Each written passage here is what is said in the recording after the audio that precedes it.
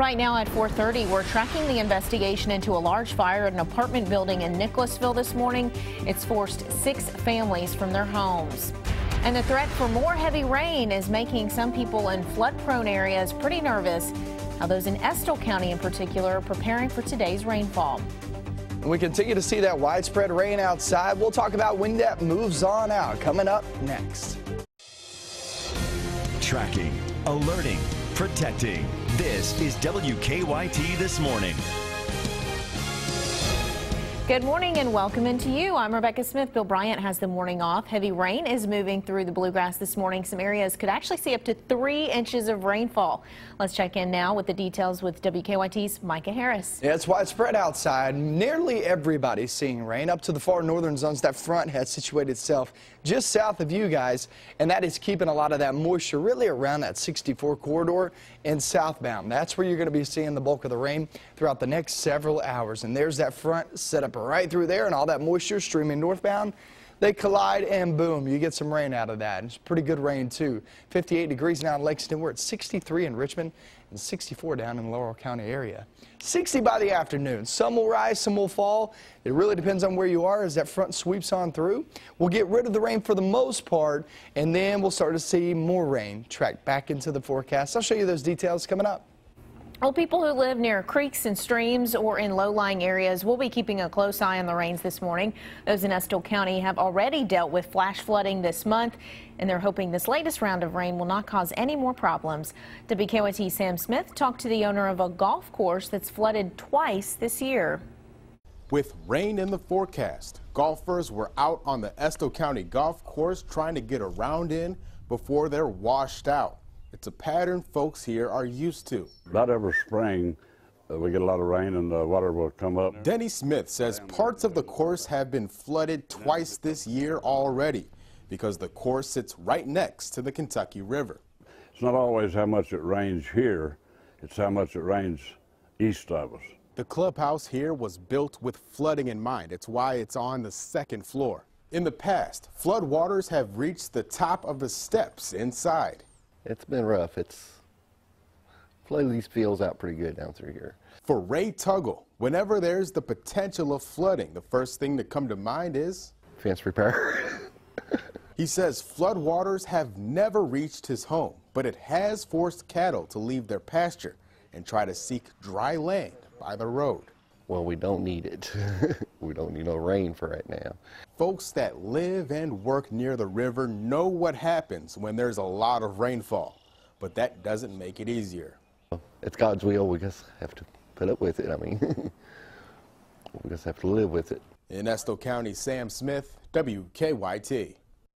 We just have to deal with it, right? Estill County Emergency Management says they'll wait and see how much rain falls before deciding if they need to take any action. Well, we can help you track storms even if you happen to be away from your television on WKYT.com. You can use the First Alert Defender and zoom right up into your neighborhood. You can also download the WKYT app for your iPad or smartphone. It will connect you to weather tools, including live radar. Well, investigators could be close to making a big break in the case of some stolen rare bourbon. The Franklin County Sheriff's Office says in October of 2013, 65 cases of Pappy Van Winkle were stolen from Buffalo Trace Distillery. That bourbon was worth tens of thousands of dollars. Yesterday, the sheriff told us investigators have received new tips in the last few days. Indictments could be coming down soon. And I've had 3 detectives over the last month work this case, so they've made some tremendous progress. And they've done a fantastic job, and I'm really proud of them. Last month, the Franklin County Sheriff's Office arrested Gilbert Kurtzinger for stolen Wild Turkey bourbon barrels. Kurtzinger worked for Buffalo Trace. The sheriff says investigators are still trying to figure out if he's linked to the Pappy Van Winkle theft. Well, this morning, 6 families have been forced from their homes because of a large fire at a Nicholasville apartment building. That fire started late yesterday afternoon on Buford Place off South Main Street. This is eyewitness video we received from Dylan that shows thick smoke coming from the building as firefighters battled that fire. Monique Blair shows us what's being done to help the people who live in those apartments. It was crazy. It was a lot of smoke. You know, there's kids running everywhere. It was scary. In just minutes this evening, around 5 o'clock, witnesses say this apartment building was engulfed in smoke. The fire department had a 4-minute response time, and within 15 minutes it was called under control. The Nicholasville Fire Department, along with help from Jessamine County, was able to control the fire quickly so it didn't spread. The exact cause is under investigation, but preliminary results show the fire started around the stove area. I heard glass break, and when I heard the glass break, I looked outside. I heard somebody say fire, and when I looked outside, I noticed there was flames coming from across the apartment. There are 6 units in this apartment building, and this unit right here behind me, the one where firefighters say the fire started, is the only one that was a total loss. The other 5 units that were here did sustain some smoke damage and a light water damage, and all the families of those units have been displaced from this property at this time. The American Red Cross was on hand tonight helping the roughly 30 people who need to find somewhere to stay tonight. And witnesses tell us the man who lives in the destroyed building had to jump from his window, while several other people who live here were just trying to find safety. They were scattered everywhere. They was trying to make sure everybody got out and everything was okay. In Nicholasville, Monique Blair, WKYT. All right, thank you so much. Firefighters say no one was injured in the fire, but they think a cat actually may have died in one of the apartments. Well, this morning, a Bell County man faces charges after police say he tried to kidnap a 3-year-old boy. Pineville police arrested 39-year-old Ricky Johnson Sunday night. Police say he got into an argument with the boy's mother. They say at one point Johnson grabbed the boy, put him in his truck and tried to drive off. But they say a neighbor kept Johnson from leaving. The boy was not injured. His mother calls what happened the scariest moment of her life. I've cried. I've not slept. I've been up all night. And I've cried my eyes out till I can't cry no more thinking about it, although I know he's okay, but it's still in my mind. Well, police say they are not sure why Johnson tried to drive off with the child. He's been charged with attempted kidnapping. Knox County daycare owner accused of abusing a child says she's not guilty. 33-year-old Tracy Four was arraigned on a criminal abuse charge yesterday. Four owns the Rainbows and Lollipops daycare in Corbin. The arrest warrant says Four placed a beanbag on top of a 2-year-old child while he was sleeping. Police say Four then sat on the beanbag while she used a computer. The daycare is now closed. Four is being held on a $25,000 cash bond. Police in Pulaski County have rounded up dozens of suspected drug dealers.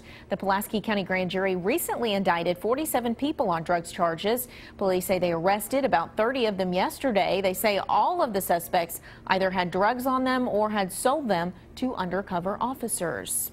Well, today the State Court of Appeals will decide if it should uphold a lower court's decision to throw out the results of the Magoffin County Judge Executives race. Earlier this year, a special judge ruled at least 4 people were paid for their votes, so he threw out the results. The judge also claimed others benefited from property improvements from county workers before the election. Democrat Charles Doc Hardin beat Republican John Montgomery by 28 votes last November. Hardin denies any wrongdoing. Well, thousands of people gathered in Cincinnati to honor a college basketball player named Lauren Hill. She died last week at the age of 19 from a rare form of brain cancer. Her brave fight against the disease inspired many people around the country. Lauren played basketball for Mount St. Joseph University. Her public memorial service last night was held in the same arena where she scored her first basket just 5 months ago.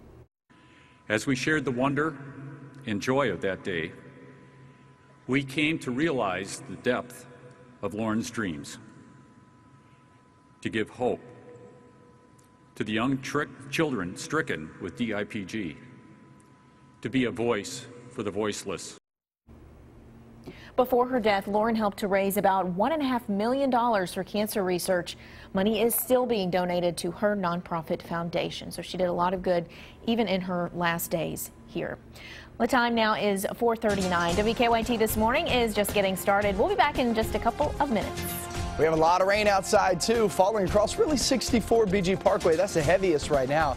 All this stuff situates itself down toward the southeast, heads up for some flooding. We'll show you that coming up.